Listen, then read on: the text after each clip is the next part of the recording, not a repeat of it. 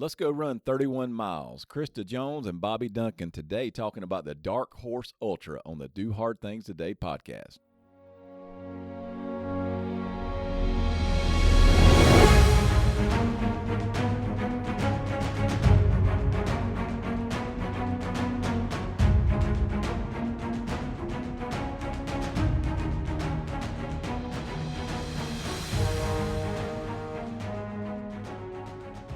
All right, we got some repeat visitors on the podcast today. We got Christa Jones, Bobby Duncan, visiting with Hal Morris and Welcome Kevin back. Harrison here. Welcome back. Yeah, so we are going to be talking Dark Horse Ultra. My goodness, 31 miles. We had Bobby Duncan on talking about his first Ultra. Christa was on.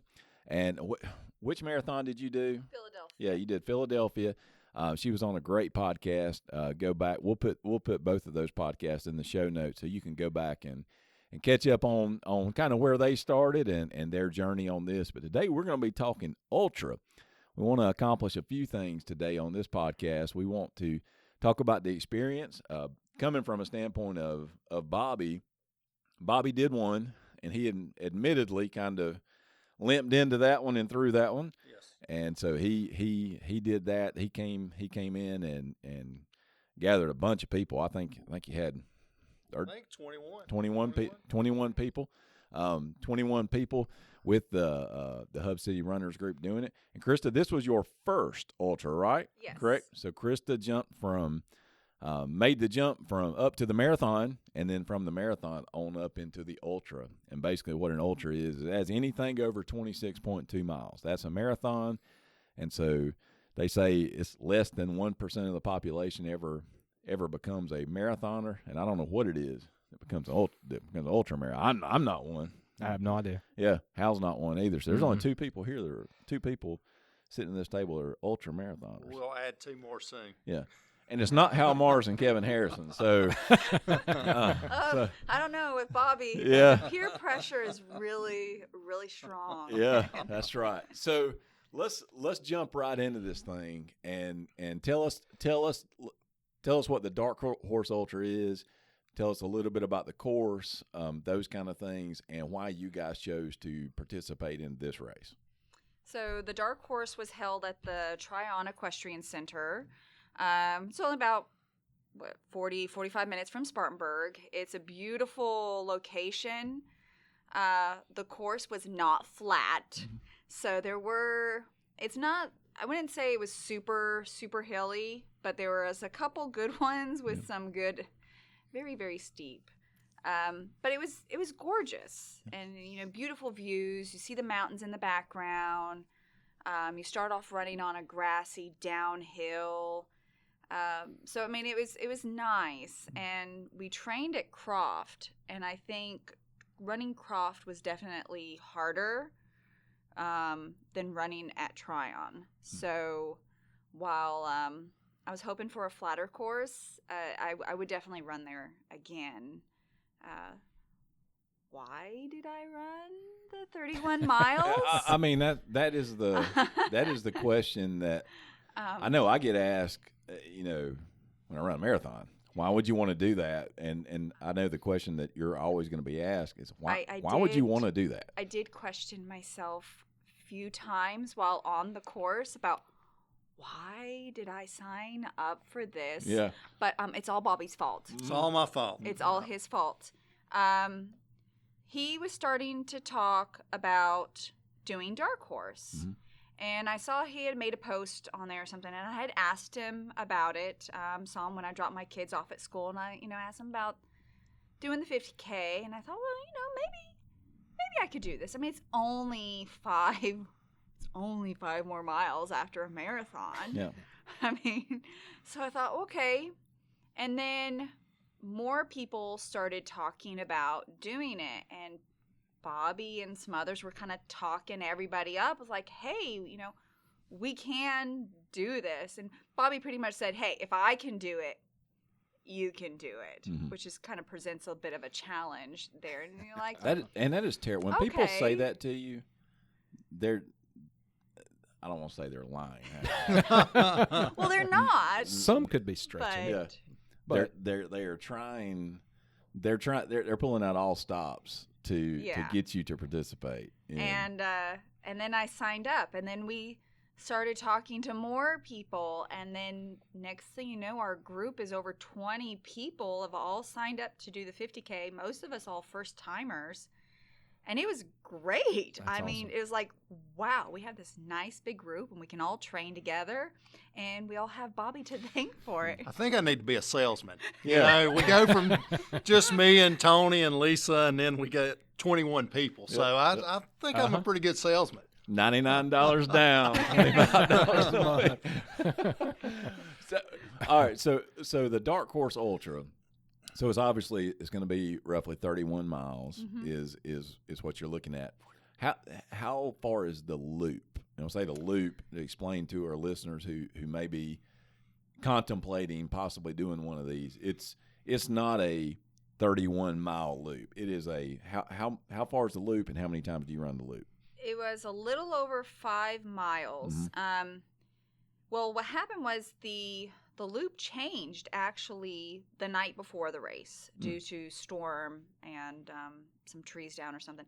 And then while we were running, the course changed again. Oh, wow. So, but thankfully it's not like a huge, massive change. It was like, hey, just go run over here and go around this building instead of running this way. So, I mean, it wasn't a big deal, but my, everybody's GPS will read slightly different, but it was just a little over 5 miles for each loop. Yep. Which is, it was a good, nice distance. Come back, refill your water bottle. So those that didn't want to carry a pack, just wanted, like the waist belt with a couple bottles, it made it easier for you to just refill every time you come back around, just refill, keep going. Yeah. Bobby, how did this course compare to what was the first one you did? It was the Sandhills down in Columbia. Yeah. How did this course compare to the course was more hilly. Mm-hmm. The hills on this one made a big difference. The other one in Columbia was a little bit longer, but this one I think was more difficult because it had about 2 really good hills in it. It had several hills, but it had 2 really good hills that was just steep and long. One in Columbia was sandy. This one was more grass, which both of them's different. You know, down there in Columbia, I think that caused a lot of blisters. Your feet sliding in the sand. This one had thick grass in some places, so you know it was tougher to get through the grass because it was a little taller. Yeah. Mm-hmm.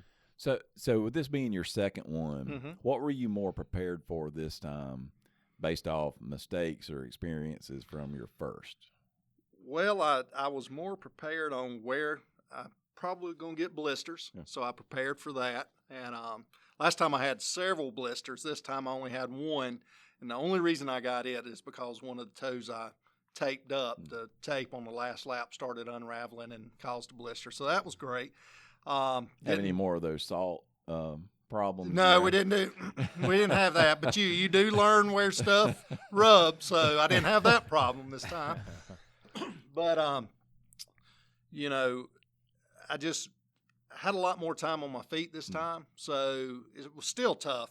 But I was better prepared. A lot of us trained together and got miles on our feet and stuff, and so it was a lot better. I felt a lot better after this one than I did my first one. I mean, the big difference between 2 weeks' notice and training for one. Yeah, well, and that's what I was going to say is I noticed that with you, you spent a lot of time. I mean, you were well, you just said it. You really trained for this one instead of the last time, and that. I mean, there's nothing that when you get into these longer. You know, we talk about going from a half marathon to a full marathon. It's not like just double the work. It is a lot deeper waters when you go from 13 to 26. And then, you know, you mentioned it, Christa, well, it's just 5 more miles. Well, but every mile you're taking in these deeper waters is a lot. I think it's compounded a lot. It's just a lot more on your body. And so when you're training for these things, I would say that to anybody contemplating, and if you're not willing to put in the time on your feet, you're going to stand a really good chance of getting yourself hurt doing Yes. something like this. You really have to want to be out there for a very long time training. Yeah. So you can walk away from it and feel good about your run instead of limping back to the car or hurt or getting injured. Yeah. Christa, let's talk specifically about, when we got a lot of runners listen to the podcast, and we talked a little bit about this before the show let's talk the differences in, the traditional races are 5K, 10K, half marathon, full marathon, and now you get into ultras of obviously a 5K is super high intensity, you're going out and you're running as hard as you can for 3 miles. And then as you progress on up, a half marathon is kind of that middle ground where you're still running hard, but you're not an all out effort. You get on up into marathons, that's where you really start getting into endurance. What is, how would you compare your experience in Philadelphia, and I'm talking about the race experience, and not necessarily the environment, because obviously the environment and the atmosphere is going to be completely different, but from a standpoint of what you're actually doing out on the course for 26 miles and 31 miles, let's compare and contrast those two things, because they're really different things. Well, the terrain is obviously very different. You're going from a marathon, which is a road race, to the ultra trail race. So how you're going to, what shoes you're going to wear, how you're going to attack the ground is going to be very different. When I was running Philadelphia, I probably should have stuck to more of intervals, which I had the way I had trained, but it was like everybody is just go. It's just, you just go, go, go, go, go. And you're just pounding the pavement and, just going down the road. The trail is a lot more slower paced. And I like that. I like that it doesn't feel so rushed. It's like, well, I'll get there eventually, and it's okay to walk. I feel like the whole atmosphere, everything is just just so different from a road race versus the trail ultra. The people are very different. It's, I don't know how to describe it to somebody who hasn't done it. It's would this be fair? Would this be fair? Because this is something that I've observed in these people, and like I said, I've never done an ultra. I've done a lot of marathons and a lot of road races. I've never done an ultra, but I know I've got a lot of friends that have. I think you start talking about personalities. A lot of those type A people are they're in these road races, and to them it's about, okay, I am looking at that time. How do I get my time down? How do I get faster? How do I PR? In the ultra, it seems like it is more of this is an experience that I'm participating in, and it is this is a journey I'm on. And the personality is very different. I mean, you've got thousands of people out there running the marathon versus, maybe 100, maybe 50 people doing the ultra. And it's about pushing yourself further, going the distance. I mean, people still want to run it fast. I mean, but it's about pushing yourself hard to go far, not to get there as quickly as possible, but, just to get there. So a lot of people, they do these 100-mile races, and it's just like they're walking, they're just chugging along, and they're just like, I'm just going to finish. It's just this whole different mindset. And when you're running on trail, you're automatically going to run slower. You're going to run so differently than the road. You're dodging roots and branches, and you're running on thick grass, or you're running on packed dirt roads or gravel or sand. So you've got different obstacles to run. So you got to really kind of watch yourself. But it's just very different, and I love it. Yeah. And it feels better on the body, honestly. The pavement is just like really hard and pounding, and I love the trail. It's exhausting. Mm-hmm. That is, you definitely use a lot of different muscles than you would use because you're jumping over branches, you're dodging things. But the road race, and it's just two very different beasts. Yeah. Everything from the atmosphere to the people to just everything is just so different. And I do like the smaller, quieter, very friendly, high-fiving everybody trail race. So we've all been at the start of a big marathon, big half marathon, whatever it may be, and there's thousands of people there. Huge productions, all of these things, a lot of anxiety in the air. I mean, good and bad anxiety that's in the air. So let's walk through this race, and let's start at let's call it the pre-race. So this is, am I understanding correctly that you guys camp out? Yeah, before? some of us did. I think, let's see, there's about 5 of us that camped out before the race, and we went up and set up a aid station, or several aid stations, since we had so many of us the night before. And that's another thing is every 5 miles you get to eat something or drink something, so that makes it better too. So Bobby, is this how you break it down? You break it down by, okay, you're going to run one loop, and then you're going to stop and do whatever you got to do. Take a little stop, and so that's the plan for this. Well, that's the plan, and the some people it just depends on you on how long you stay in the aid station. Some people go right through the first couple of laps, but I'm a research guy. I research a lot when I'm going to do something. I research the heck out of stuff, and it's almost like running a marathon. You don't want to wait until you have to need the stuff before you take it. You want to go ahead and start taking it from the beginning. That way you're not playing catch up.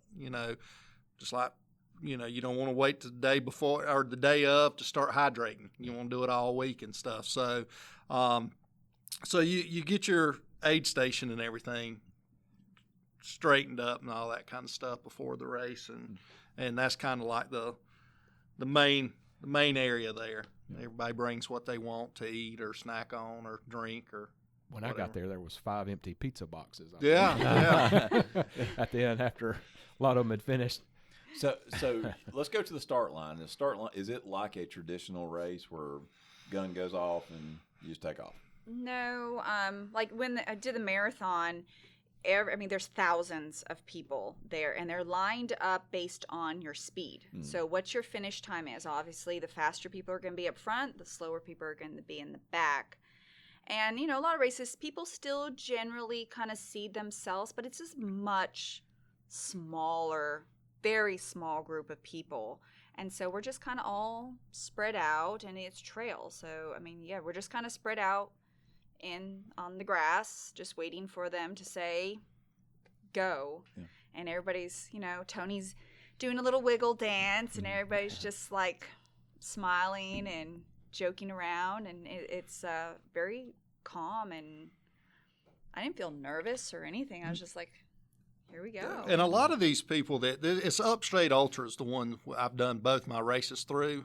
It's an ultra community up here in the Upstate, and most of the people, like, we ran last week, and they had a race this weekend, and I saw a lot of the same people that ran last week in this week's race. So a lot of people get to know everybody, and it's almost like a family atmosphere. Yeah.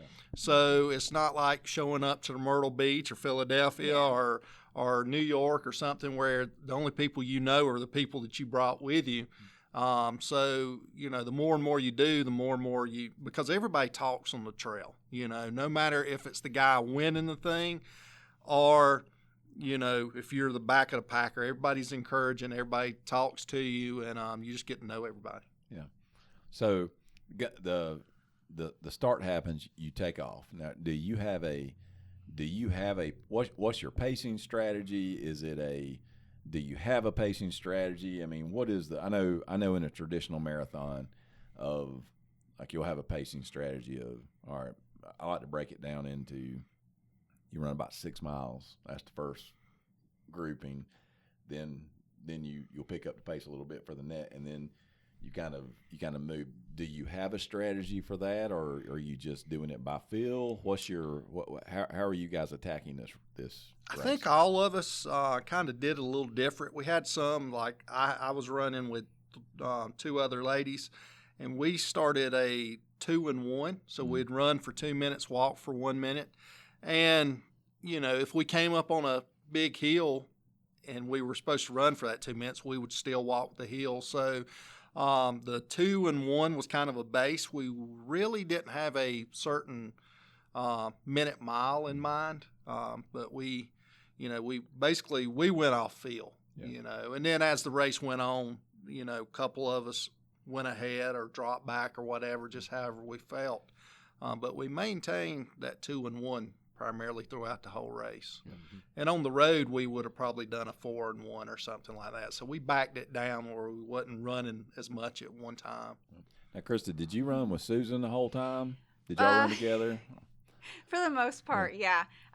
We were doing, like Bobby, we were doing a 3 and 1, and then, but if we were on a nice little downhill, we were just enjoying the downhill for a little while longer, and then the uphills, as soon as we come up to an uphill, walk it no matter what, save that energy. And we maintained that steadily until about mile 14. And then she got away from me, and she felt bad later on. I had an asthma attack. Yeah. And so that wasn't any fun. So that changed our whole plan, because then I needed to go slower. I took a very long break once we got back to the tents, trying to calm myself down, get the inhaler and stuff. And then we kind of went to 2 and 1, and sometimes a little bit longer of a walk just to finish. I was determined. Nothing is stopping me. Yeah, well. And so let's talk about these aid stations and what those look like. Because an aid station in a marathon is a long table of volunteers that are handing you a drink and some goo or whatever it may be. What are your aid stations on this one? Basically, make a 5-mile loop, and then you come back to home base. And what do these aid stations look like? What are you taking in? What are you doing? What are you eating at these? What's happening there? Well, I took enough bottles where I didn't have to refill my bottles. I was drinking Pedialyte, which I found was really good for my cramps. Mm-hmm. But you have anything from, I had pickle juice shots to Nutty Buddies that Jill got a hold of, Halos. Like legit Nutty Buddies. Yeah, because there was like, 200 and something calories per pack. So, you was getting the calories back. I think Prashant brought pizza, and so it's really, you want your goos and stuff, but you really want regular food as well. And that's another thing I read. You don't want to just put goos and stuff in your body, because after a while, your body will start rejecting that, and you'll literally be in a mess. But so you got to eat regular food as well. So, but I saw anything from cookies to somebody brought cheesecake for afterwards. George made homemade cheesecake. It was wonderful. And, I had peanut butter and jelly sandwiches. Yep, Uncrustables is popular. Uncrustables are really good. Yeah. And then I had my daughter there with me, my oldest. So as soon as I get there, I'd hand her my soft flasks, and she'd refill them for me. And then I would get something to eat. And then I brought extra shoes and extra socks, and I changed my socks a few times, because running on that grass is great, but it was very wet. Mm-hmm. And so the first lap, I already had to change my socks because they were soaked, and that's just a recipe for disaster for me. Yeah. But yeah, change your shoes, change your socks. I had know a some gun people- massager, so people Yeah, were using that. A roller. I had a roller to roll out your Okay. muscles. People were using that. Change shirts. I know some people were changing their shirts out. So it's just like a spa and a buffet. Yeah, that's And- right. Except really You massaging kinda wish. yourself. You can't find anybody else to do it for Yeah, you. yeah. But it's like basically you come back, refill, refuel, change out anything, reapply salty britches, Vaseline, whatever works for you, and then get back out there. And and that goes some to the difference in when we talked about what's the difference in a Marathon. marathon. I mean, Yeah. like Yeah, marathons. what you got is what you got. Yeah, and I mean, when you hit those aid stations, I mean, people are jockeying for position. I mean, you're kind of getting in position for these things, and you're trying to get in and out as fast as you can. So that is a difference. So when you talked about your asthma attack, obviously that went wrong. But let's talk about a couple of things that went wrong while y'all were out there, and how you guys dealt with them, and maybe why they went wrong, or maybe there's nothing you can do about them. Obviously, asthma attack, nothing you can do about that. But let's talk about a couple of things that went wrong and how you dealt with them. Well, with me, I'll be honest. Besides cramping, I had a pretty good race. But I made sure I kept the salt in me, made sure stay hydrated. I cramped a couple times, but then I went from drinking Gatorade to both just Pedialyte in my bottles, and that seemed to help. Because I think mile or loop 3 or 4 I cramped, and then 5 and 6 I was okay. But this is another good time. I ran with 3 different ladies, and Becky, she has asthma. And I'm sure none of them will mind me saying what I'm going to say about them. But Becky, she has asthma, and her asthma, like Christa, it'll act up on her. And she would drop back, but then she sprints. We would think, okay, she's going to be back there. She'll be fine. And then she'll be back with us. So she's battling asthma the whole time. Amy Soulsby, she knocked it out of the woods. I mean, she took off and left all of us on like that lap 5. But Allison, I hope she don't mind me telling you this, but on her last lap, she fell and hit her head on a rock and had every right to stop the race. Nobody would have ever said anything about if she did, But she toughed it out and she finished it, and she was okay, and I think she's okay. But She's yeah, like Rambo out there. Yes, She's stitching herself up. she is so tough. So I'm really more proud of them and Christa for having the attack and stuff and getting through it and working through it. Then I kind of felt bad. My race was kind of uneventful. Besides it sucks like any other race after a while. But I mean, you dealing with your asthma, Allison, falling and hitting her head and stuff, and still continuing to finish, man, that is great. That's determination, and I think every one of them signed up for another one. So It's all mental toughness. It's just kind of saying, no, I am not quitting. I'm going to keep going. Jill was trying to get me.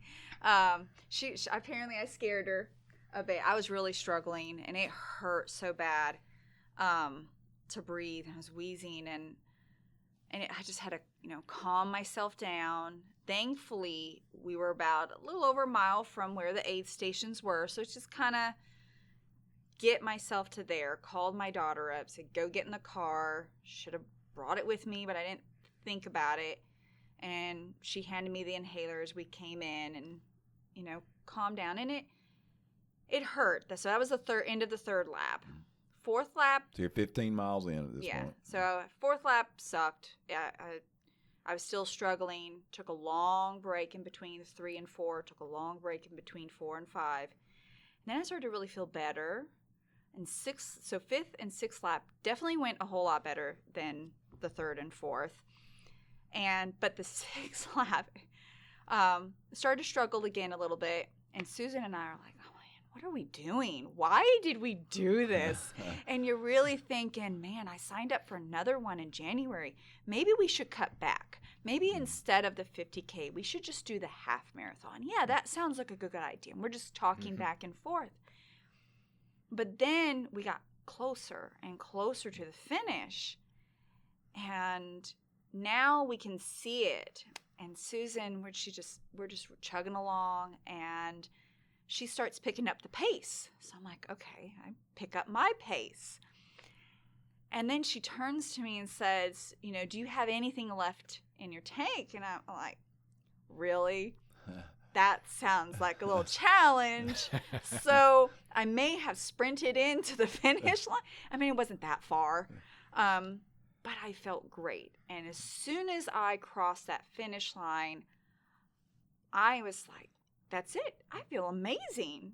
Despite everything. It was like, that was the only thing that kind of went wrong for me is the asthma issue, and then being a little hillier than I anticipated. But otherwise, once I finished, it was like, yeah, this is great. Yeah. Let's do this again. Yeah. I'm not joking. We're talking to Matthew and a couple others, and like, oh yeah, this was a great race. This was fun, and it's all to do with the Hub City Runners. I mean, we have each other's back. We help each other when we're down, and we cheer each other on when we're succeeding. And if somebody's hurt, nobody gets left behind. It's like, come on, we got you. Except it's going to be Allison, okay. when she's laying there with her busted head. And she was by herself, but she talked about other people that she didn't even know that stopped and helped her up and stuff. And like Chris was saying, Hub City Runners, we're all a big family. But make no mistake about it, we all have in the back of our mind that we want to beat certain people and stuff. So we may help you up. But when it's at the finish line, we're going to sprint to try to get we might trip you right there at the finish line just to beat you. Oh yeah, we all were like, yeah, I'm going to beat so and so. You just want things.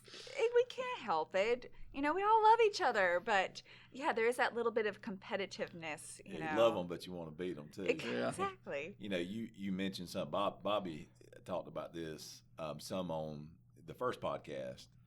With his first ultra, and I think it's a lot of parallels on this aspect.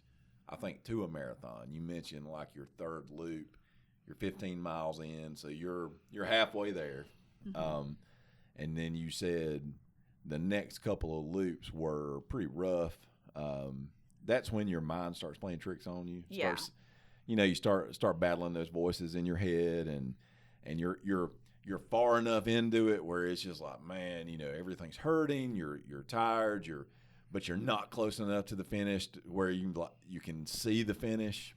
But then you mentioned when you got into that sixth loop and you started actually, you were having those conversations with yourself. Why are we doing this?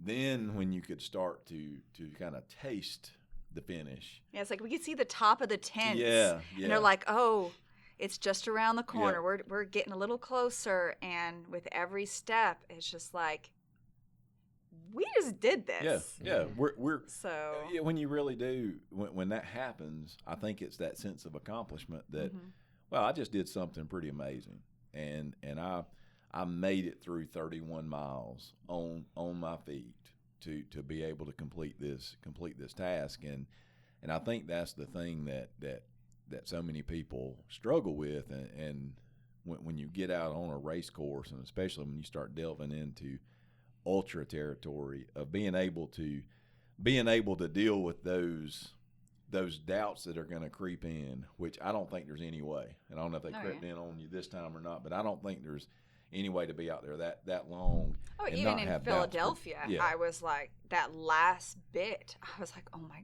gosh. I was so grateful that my brother-in-law was there, kind of like somebody I knew to help me kind of push along. And so that was helpful. But yeah, otherwise we're surrounded by strangers and you don't know anybody. And a lot of runners they're good at helping each other. But with this race, I mean, you're surrounded by family. You are. I mean, this is your family, and they're not going to let you quit. And if you do, they're going to talk about you and make you sign up for another race. And that was a big major difference between my first one and my second one too. Is I knew three people on my first one, but we was not the same speed. They were a lot quicker than me. So I did almost all of it by myself. So I had a lot of those conversations to myself on that first one.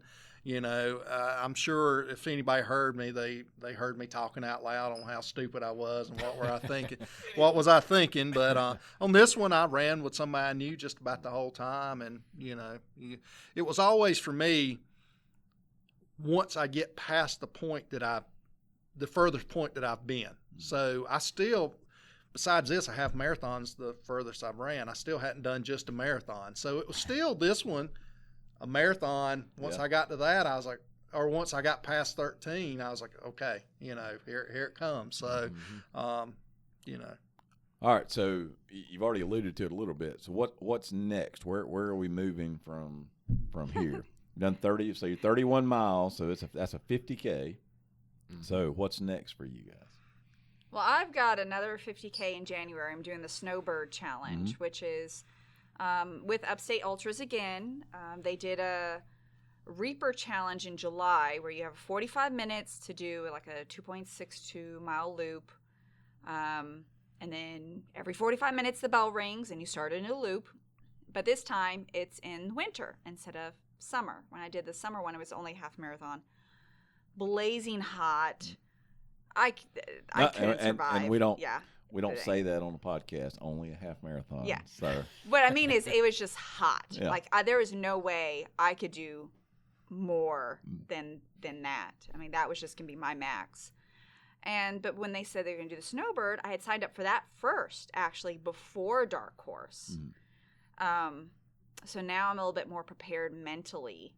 Thinking. And what are the rules on that again? So you do a lap every 45 minutes. So you do your lap, and however much time you have left. So if you get it done in 30 minutes, you have 15 minutes until the next lap. How far is the lap?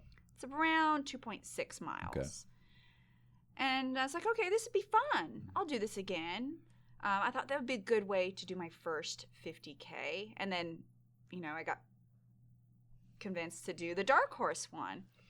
Now we're all discussing the Country Mile, which is in April, and it's like another 50K. Okay, another 50K. But the conversation has shifted, thanks to Tony and Bobby, to doing the 48-hour to try to get 100 miles. So 48 hours, 100 miles. Yes. That's Tony comes up with the idea, and it's my job to pressure everybody else into doing it. So she, I thought about it, and then I signed up. I signed up for the 50, and most of the time, it's a 30-hour race, and I've always thought 30 hours might be pushing it, but this one's a 48-hour race. It's supposed to be a good loop, and I think it's doable, and it's all about strategy. I believe, if you go in with the right strategy, and if you train for it, get the time on your feet, I believe it's highly doable. So, that's my plan. I think we may have Tony, myself, and Lisa Lindsay, and maybe one or two more that's already said, yeah, we're going to do the 100, and we'll have more before it's over with. Why not? Here's the way I think about it. Oh gosh, see, yeah. I'm selling salesman here. If you sign up for the 50K and you do the 50K, but you had more in your tank, then you can only do the 50K. But really, the 48 hours is how many can you get in 48 hours. Most people strive for 100, and that's what I'm going to do. So if you sign up for the 48 hour, and you can do more than a 50K. If you can't do but a 50K, that's fine. But if you can do 35 miles, that's 5 more miles than a 50K, and you can do it. If you can do 40 miles, that's 5 more, that's 10 more miles or 9 more miles than a 50K. So that's the way I see it. But in my mind, I'm not going out there to do 40, 50, or 60. I've got to set my mind to I'm doing 100. That way I won't quit in between. Well, there's a couple of dangerous things with what you just said. Number one being it is 100 miles is 100 miles. Yes. Yeah. Like the words of famous Mike Tyson, everybody's got a plan Yes. to get punched in the face. You're going to get punched in the face a lot of times when you're out there doing 100 Yes. miles. And then the next thing would be, I think, and it goes to the great thing in And the bad thing about a group is that group pressure of Yes. I'm going to do whatever I got to do 100 miles. I mean, it's hard to go into it Like, and not. well, he's doing it. I might as Yeah, well. that's right. You know, keep. Well, I have 2 races that are deferred from 2020, and I really want to do them. So I was like, I have no idea what's going to happen with those 2 particular races, and because they're a lot bigger than the ultras. And so I'm like, I want to wait and see what happens. And it's like, I'm willing to do the 50K. But it's like, if those races happen, I definitely wouldn't want to push myself further than that. Because I know, based on how I felt after this one, it's a week out. I did 10 miles this morning. It was slow, but I feel pretty good. So I could do a 10K a week after the 50K, no problem. But, I wouldn't want to push it. Now, if they cancel the races, sign me up. I'll do it. I'll go ahead, grandma, grandpa, watch the kids. I'll see you in a few days. Well, we're recording this in the middle of November, so it's December, January, February, March.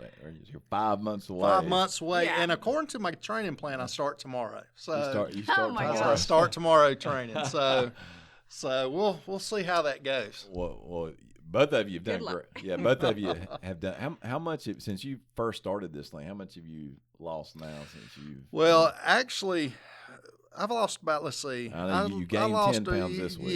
Yes. I ate everything I could see this week. I've lost about 20 pounds, 25 pounds since I started. Yeah. And like I said, it's almost with all the training, it made me that much more hungry. So I've probably gained some, even training for this 50K. Yeah. So, but yeah, I have dropped some weight. Well, good. So do you guys think this is your? I mean, everybody eventually, I think, in endurance sports finds their thing. That's this is my bread and butter. This is what I'm going to participate in. For you guys, do you think this is your thing? For me personally, I think it is. I like the laid back part of it. I like that you're really only competing with yourself. I like the atmosphere of it. I like the road races too, but like I'm more excited about signing up for another 50K than I am doing my first marathon. Yeah. And just because it's so much different. Everybody is thinking. It's just different types. Yeah. And it's more of a time thing. Even with yourself, when you run a road race, you're wanting to have a certain mile per minute time and all that kind of stuff. And then the cutoffs are usually a lot lower, so it's just more relaxed doing the ultras. Christa? I like both. For the road races, I still kind of want to work on my half marathon and get it below a certain time. So I have that goal that I want to do.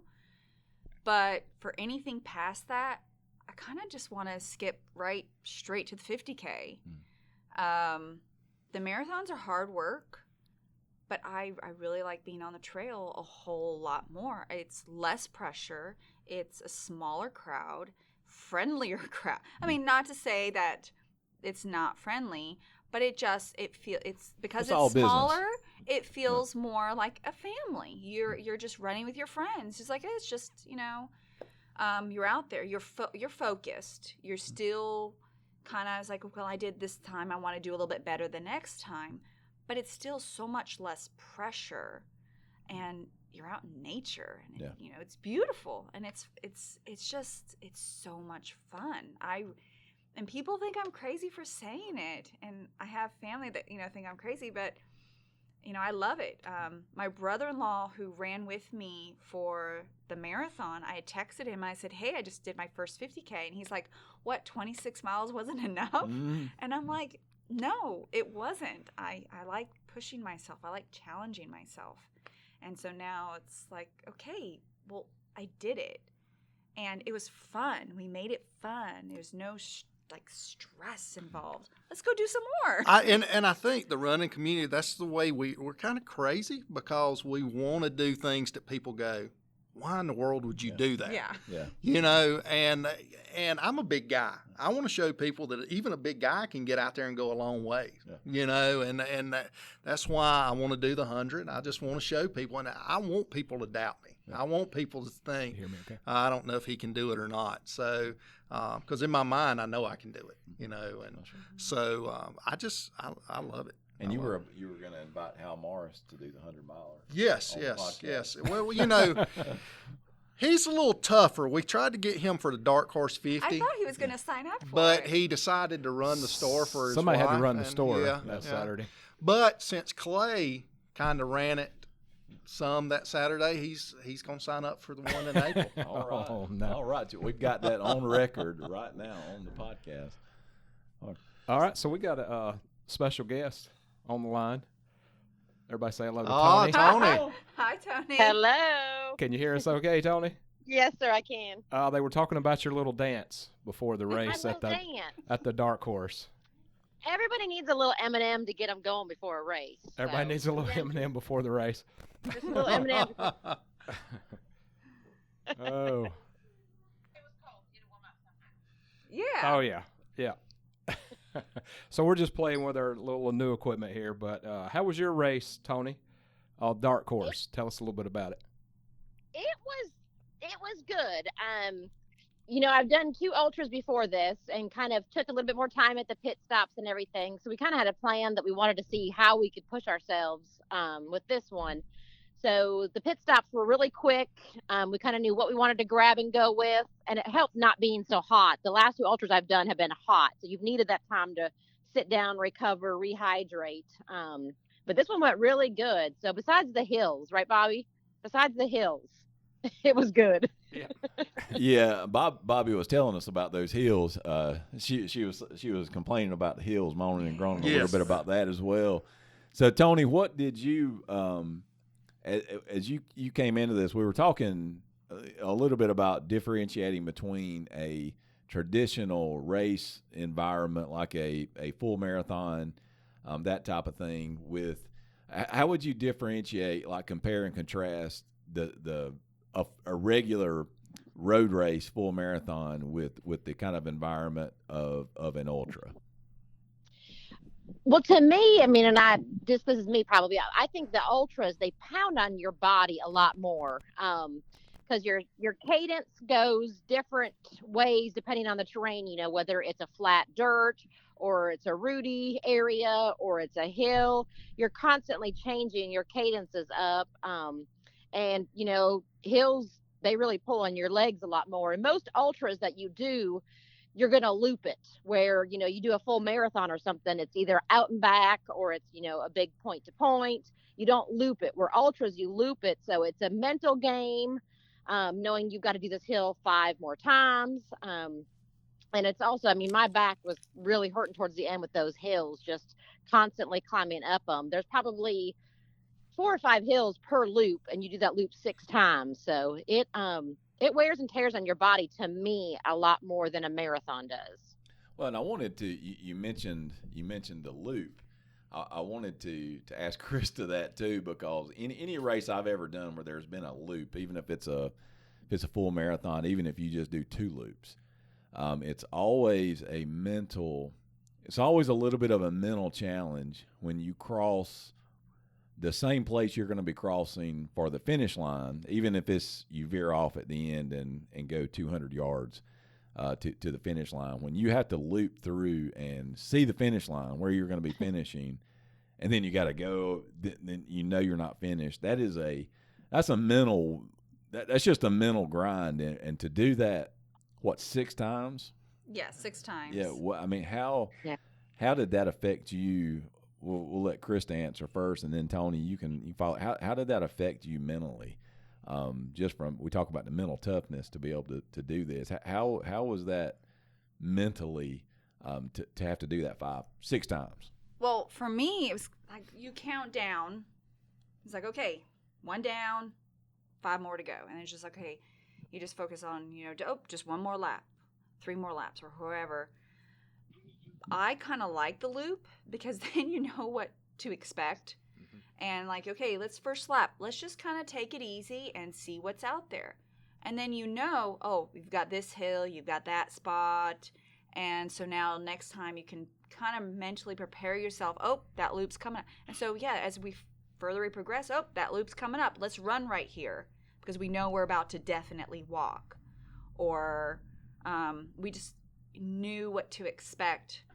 But then at the same time, the hill is coming up, like those steep ones. But I personally kind of liked it just knowing what to expect each time. And then I just count down 4 more, 3 more, 2 more, 1 more. And it just felt so good, knowing this is it. Bye-bye, hill. Never seeing you again. Well, until next year. Tony? I'm semi in the same boat.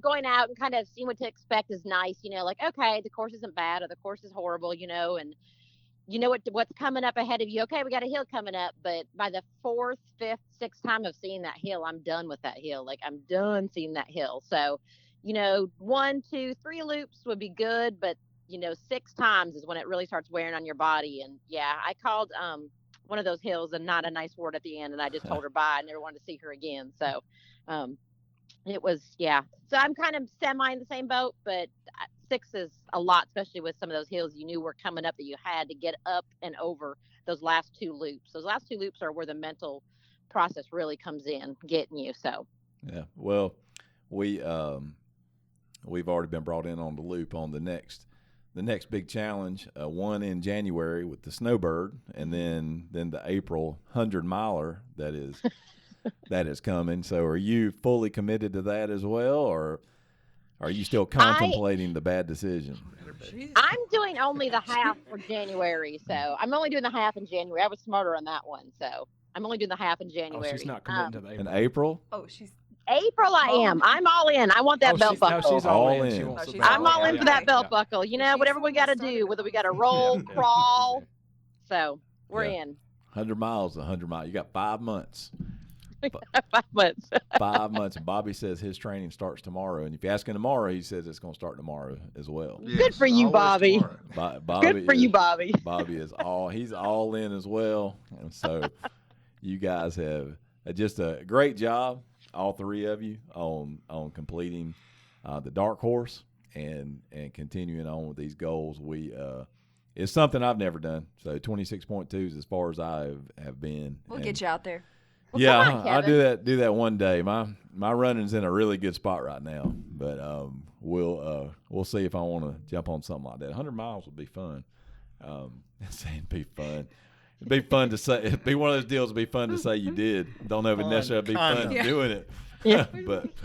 but anyway, so Tony, thanks for coming on. You're the first one we have had from our first phone. Yeah, our first phone interview. I surprised everybody. I called you up. You weren't invited to come live, so those celebrities, they're so busy. You got to call them on the phone. I had to get our people to call her people. There you go. Yeah, That's I've got a lot going on. I had a nap today, and I had to relax. So just a lot going on here. Good times. Well, thanks for joining us, Tony. All right, thank y'all. All right. So bye. We're disconnecting with Miss Tony, and just to wrap up here, guys, we will definitely do one when you guys come back from doing the 100-mile challenge with your big buckles. That's pretty intense too. But 31 miles, that's deep waters, guys. So we appreciate you guys coming on and sharing your experiences. Hal, you got anything? Thank you. Thank you. Awesome. Thank you. Yeah, it was amazing going up and watching them too. Yeah, that's cool. Great facility up there at the Equestrian Center. So, guys, just appreciate you coming on. It's been great to see you guys' journey, be a little part of y'all's journey, and letting our listeners. We'll put in the show notes Krista's first podcast and Bobby's first podcast as well. You can go back and listen to those as well. And guys, go find us. If you can take the time to leave a review, that always helps us on our podcast. Find us on our Facebook groups and Facebook page.